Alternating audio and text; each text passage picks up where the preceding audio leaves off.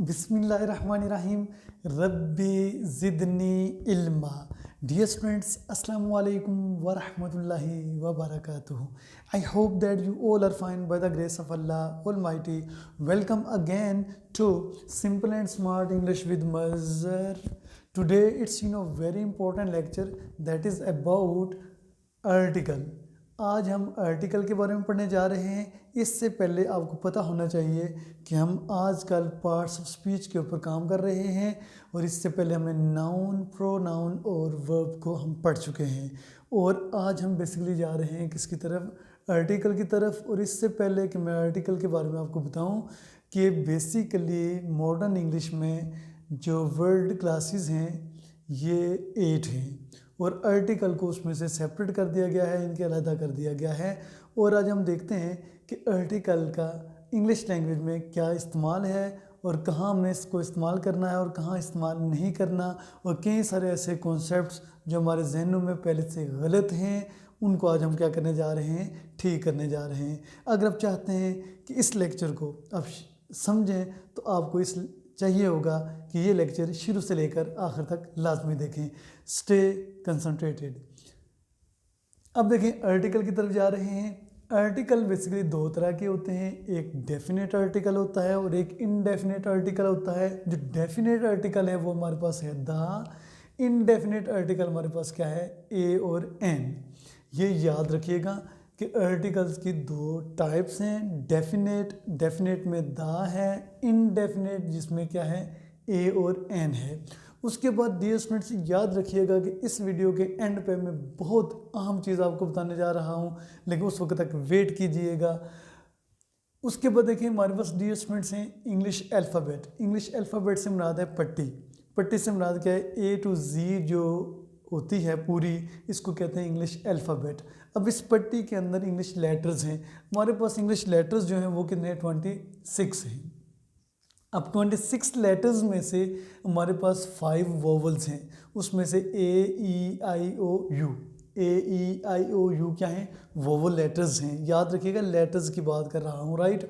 उसके बाद देखिए हमारे पास 21 जो है वो कॉन्सोनेंट लेटर्स हैं। 21 कॉन्सोनेंट लेटर्स हैं और 5 जो है हमारे पास कौन से लेटर्स हैं, वोवल्स लेटर्स हैं। अब डियर स्टूडेंट्स ये जो 26 इंग्लिश लेटर्स हैं ये पैदा करते हैं साउंड्स। ये कितने साउंड्स प्रोड्यूस करते हैं, 44। लेटर्स कितने, 26। साउंड्स कितनी पैदा कर रहे हैं, 44। अब इन 44 साउंड्स हैं इनको भी कैटेगराइज कर दिया गया है दो हिस्सों में। एक है वोवल साउंड्स, दूसरी है कौन सी, कॉन्सोनेंट साउंड्स। वोवल साउंड्स जो हैं वो 20 हैं और कॉन्सोनेंट्स जो हैं वो क्या हैं, 24।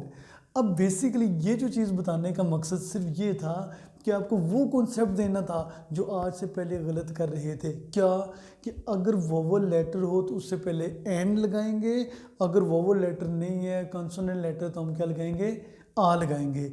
ये कॉन्सेप्ट गलत था भाई। बात लेटर्स की नहीं है, बात है साउंड्स की। अब अगर आपने एन का इस्तेमाल करना है तो डिपेंड करेगा कि जो अगला वर्ड है उसकी साउंड कौन सी है। अगर वोवल साउंड होगी तो आप एन लगाएंगे, अगर वोवल साउंड नहीं है तो फिर आप क्या लगाएंगे, आ लगाएंगे। आपने ये नहीं देखना होगा कि ए से शुरू हो, ई से, आई से और ओ से और यू से। अगर इनसे शुरू है तो इसका मतलब ये नहीं है कि एन लगेगा, ये याद रखना। अभी कुछ एग्जांपल्स हैं यहाँ पे। सबसे पहले मैं आपको इनडेफिनेट आर्टिकल के बारे में बता रहा हूँ, ए और एन का इस्तेमाल क्या है। ये चीज़ समझ आ गई तो दा की तो ज़रूरत ही नहीं होती समझने की, वो तो एक और कॉन्सेप्ट के साथ समझाऊंगा आपको। अब देखिए डियर हमारे पास क्या है, यूनिवर्सिटी है। अब ये क्या है, यूनिवर्सिटी, याद रखिएगा। और ये क्या है, बेसिकली हमारे पास अम्ब्रेला। अब ये दो वर्ड्स हैं। अब क्या हम यूनिवर्सिटी और अम्ब्रेला, यू या जो साउंड है बेसिकली ये कॉन्सोनेंट साउंड है। इसी तरह अम्ब्रेला, आ जो साउंड है ये वोवल साउंड है। तो हमने देखना ये है कि ये लेटर तो दोनों यू हैं, क्या हम दोनों के साथ एन लगा दें, नहीं। जो यूनिवर्सिटी है वो साउंड कॉन्सोनेंट प्रोड्यूस कर रही है तो हम यहाँ पे लगाएंगे आ। और जो अम्ब्रेला है ये साउंड पैदा कर रही है कौन सी, वोवल साउंड, तो यहाँ पे लगाएंगे हम एन। इसी तरह डियर स्टूडेंट्स हमारे पास अगले वर्ड है इंटरेस्टिंग स्टोरी। इंटरेस्टिंग, ए साउंड है, ये कौन सी है? वोवल। याद रखिएगा ए, ई, उ, ओ, आ एट्सेट्रा, इस तरह की जो साउंड्स प्रोड्यूस हो रही होंगी, याद रखिएगा ये वोवल साउंड्स होंगी। अब देखिए डियर स्टूडेंट्स यहाँ पे फिर क्या आ जाएगा? An interesting story. अब डियर आ गया कांटे का मुकाबला, कहाँ पे? हाउस और ऑनेस्ट का। अब देखें हाउस का एच पढ़ा जा रहा है, ऑनेस्ट का एच नहीं पढ़ा जा रहा। इसी तरह एक वर्ड होता है आवर, HOUR, ठीक है। अब देखें कांटे का जो मुकाबला किसके दरमियान है? हाउस और ऑनेस्ट का। अब खुद ही बताएं, मैं थोड़ी देर चुप करके यहाँ पे खड़ा हो जाता हूँ, आप बताएं प्लीज़ कि इसमें क्या आएगा। हाँ, अब ठीक ही सोच रहे होंगे। देखें इसमें, देखें हाउस है, एच पढ़ा जा रहा है, तो यहाँ पे आएगा आ। यहाँ पे ऑनेस्ट है, एच नहीं पढ़ा जा रहा, साइलेंट है, तो यहाँ पे क्या आएगा? एन। क्लियर? उसके बाद डियर स्टूडेंट्स देखें मैन है, तो मैन कॉन्सोनेंट साउंड है, तो क्या हो जाएगा? यहाँ पे आ जाएगा। बॉय कॉन्सोनेंट साउंड है, क्या आ जाएगा? आ जाएगा। एम में यहाँ पे भी सोचने वाली बात है। अब देखिए लेटर कौन सा है? Consonant, right. साउंड कौन सी दे रहा है? वोवल। इधर देखें लेटर कौन सा था? वोवल। साउंड कौन सी दे रहा था? कॉन्सोनेंट, इसलिए हमने आ लगाया। यहाँ पे लेटर कॉन्सोनेंट है, साउंड कौन सी दे रहा है? वोवल, तो यहाँ पे एम में जब कहते हैं आप एम में ए, राइट। तो this is word which you have to keep in your mind. यहाँ पे हम क्या लगाएंगे? एन एम में in English, right. So this is word which you have to keep in your mind. ये है बेसिकली आपका कॉन्सेप्ट किसका? ए और एन का, राइट। अब डियर स्टूडेंट्स हम जंप करते हैं यूज ऑफ द का इस्तेमाल क्या है?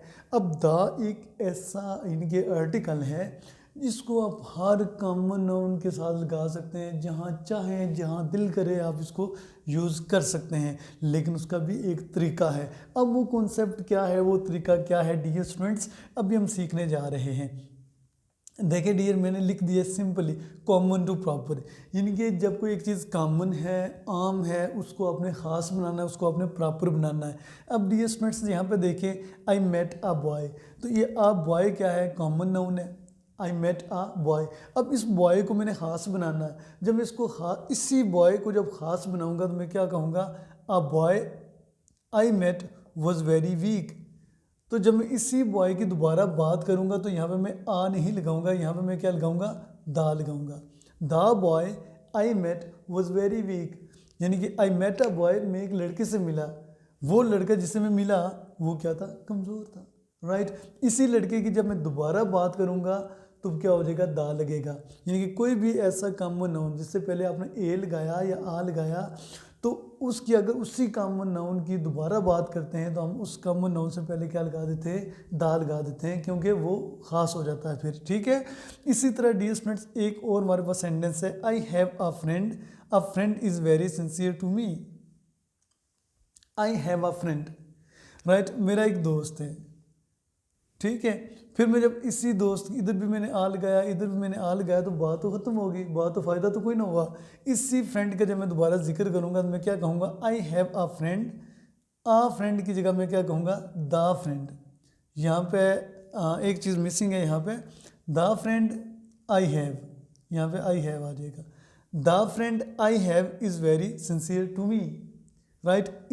ये जो द फ्रेंड मैंने इसलिए लगाया क्योंकि मैं इसी फ्रेंड की बात कर रहा हूँ दोबारा से, ठीक है। मैं कहता हूँ आई सा अ snake, the snake was very poisonous. I bought a banana, the banana was very expensive, right. I ate an apple, the apple was very tasty। मैंने पहले एन एप्पल गया, जब मैंने फिर उसको ख़ास कर दिया तो मैंने क्या किया? The apple was very tasty. This is what which you have to keep in your mind, right. बहुत ही ईजीली समझ आ रहा होगा आपको। अब देखिए डियर स्टूडेंट्स आगे है, I have read the book which I bought yesterday, right. अब देखें I have read the book, यानी कि ये क्या है? बेसिकली द बुक मैंने किया, क्यों किया? कि मैंने उस खास किताब की बात की जो मैंने कल ख़रीदी थी। I have read the book which I bought yesterday, right. यानी कि मैंने सिर्फ उसी किताब की बात कर रहा हूँ। एक होते आई हैव अ बुक या I have read a book, ठीक है, मैं वो कह सकता था, लेकिन क्यों उस वक्त कह सकता जब मैं किसी भी किताब की बात कर रहा हूँ, आम किताब की बात कर रहा हूँ, लेकिन यहाँ पे मैंने उस किताब की बात कर रहा हूँ जो मैंने कल खरीदी है, तो इसका मतलब है कि यहाँ पे दा क्या है, ठीक है, राइट। होप सो डियर आप सबको बहुत आसानी से समझ आ रही होगी। अभी डियर स्टूडेंट्स मूव करते हैं before the names of war, ages, holy books, geographical areas, rivers, oceans, lakes, gulfs, seas, ships, mountains, unique things, heavenly bodies, right? Earth, sun, moon, etc. ये डियर स्टूडेंट्स वो चीज़ें हैं, इन नामों इनसे पहले अगर हमें क्या लगाना पड़ेगा, दा लगाना पड़ेगा। द वार है, अब मैं कहता हूँ the first world war, the second world war, the civil war, मैं ये नहीं कहूँगा सिविल वार, दा लगाऊंगा, ठीक है। Ages, the Middle Ages, right. उसके बाद dear students holy books, the holy Quran, the Bible. उसके बाद geographical areas, the countryside, the Middle East, right. उसके बाद rivers, the Ravi river, right, the Ravi, you might have heard its name as well. उसके बाद oceans हैं, lakes हैं, gulfs हैं, seize हैं, शिप्स हैं, टाइटैनिक सुना होगा आपने, द टाइटैनिक होगा, राइट। माउंटेन्स हैं, the K2, you all have heard its name as well. उसके बाद अर्थ, सन, मून, इनसे पहले आप क्या लगाओगे, दा लगाओगे, the earth, the sun, the moon, etcetera, right. अभी और भी इस तरह की मिलती जुलती चीज़ें हो सकती हैं, ठीक है। और एक डियर स्टूडेंट्स यहाँ पे मैं और बात क्लियर करना चाह रहा हूँ, यहाँ पे मैंने कंट्रीज़ नहीं लिखा, कंट्रीज़ लिख देता हूँ। अब यहाँ पे वो कंट्रीज़, इनको ब्रैकेट में इसलिए लिख रहा हूँ, यहाँ पे वो कंट्रीज़ है जिन कंट्रीज़ के नाम के साथ दा आता है। कई सारे ऐसे मुल्क हैं, जैसे पाकिस्तान है, देयर इज़ नो दा, पाकिस्तान एक प्रॉपर नाउन है, कोई दाल लगाने की ज़रूरत नहीं है। लाहौर एक सिटी है, लाहौर के साथ दाल लगाने की ज़रूरत नहीं है। इसी तरह कोई स्ट्रीट है, उसके साथ भी दाल लगाने की ज़रूरत नहीं है। लेकिन अगर उस स्ट्रीट के साथ, अगर उस शहर के साथ या उस कंट्री के साथ, उस कंट्री के नाम के साथ या उस शहर के नाम के साथ अगर दा आता है तो फिर आपने उसको काटना नहीं है। द एब्रीविएशंस भी होते हैं, the UK, the United Kingdom, the Republic of China, right, the United Arab Emirates, right, the Middle East. So ये वो चीज़ें हैं जिनके नामों के साथ दा नहीं आना है, तो इनके साथ आप क्या करेंगे, दा लगाएंगे। वैसे जो कंट्रीज़ के नाम है उनके साथ दा इस्तेमाल नहीं होता, शहरों के नामों के साथ भी दा इस्तेमाल नहीं होगा अगर उस शहर का नाम दा से शुरू नहीं होता तो। इसी तरह डियर स्टूडेंट्स अभी हम मूव करते हैं next, before the superlative degree of adjective.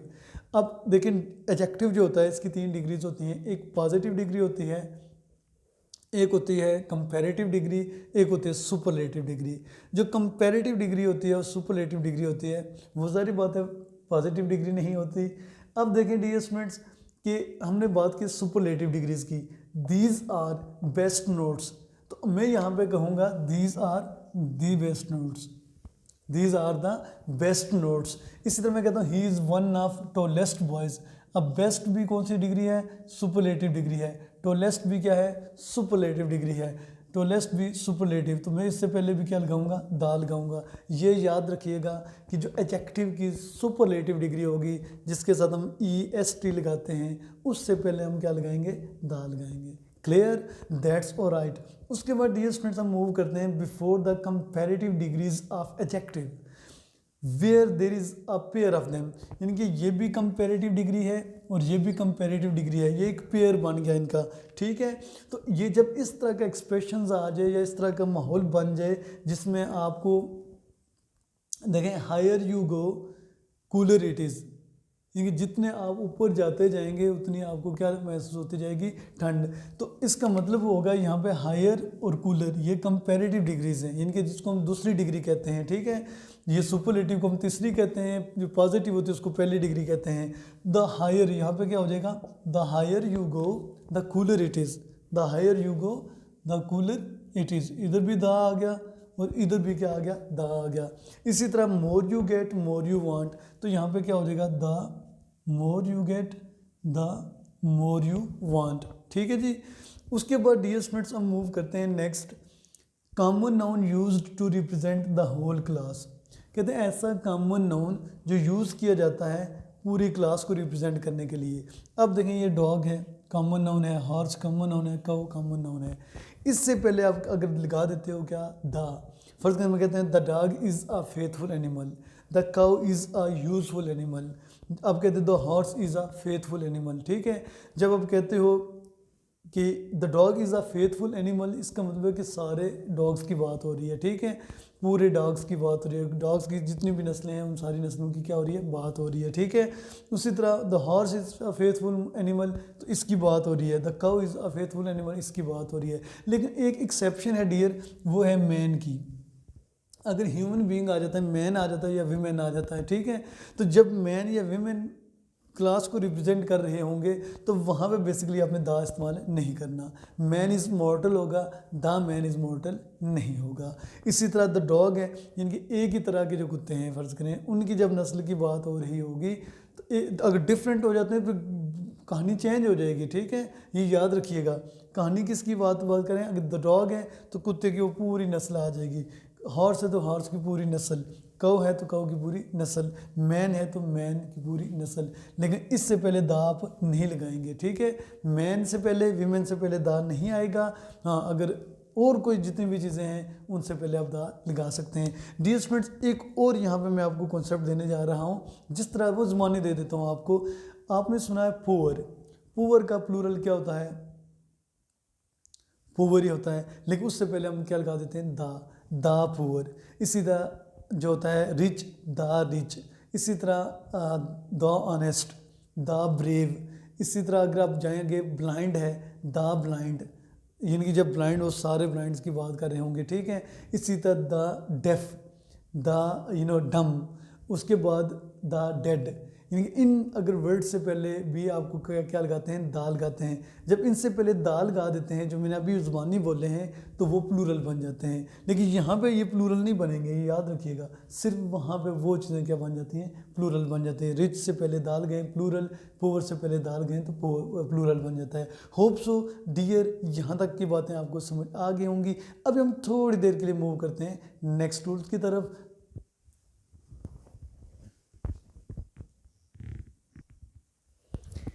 Dear, ये थे हमारे दा के यूजेज। ठीक है, अब देखें यहाँ पे हमने देखना ये है कि दा कहाँ पे हम इस्तेमाल नहीं करते। अब देखें डियर स्टूडेंट्स, यहाँ पे मैंने लिखा वेयर दा इज़ नॉट यूज्ड। कौन सी ऐसे जगह हैं जो हैं तो हैं लेकिन उनके साथ दा इस्तेमाल नहीं होगा।